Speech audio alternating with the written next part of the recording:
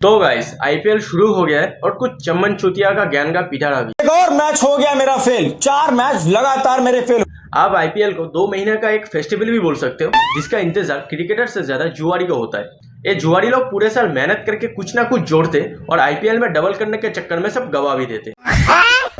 और इन लोगों के दिमाग में अलग ही खुजली पनप रहा होता है। आईपीएल में कोई साइकिल बेच के बाइक लेने का सपना देखता है तो कोई बाइक बेच के थार, और आखिर में सपना धरा का धरा ही रह जाता है। और इन सब में दाव मर जाता है एक बेटिंग ऐप प्रमोट करने वाले लोग, जैसे चमन चुतिया। इन लोगों का प्रिडिक्शन देख के कोई करोड़पति बना हो या ना हो, बट ये लोग जरूर करोड़पति बन जाते हैं। और इसका अंदाजा अब इनका प्रोफाइल देख के लगा सकते हो।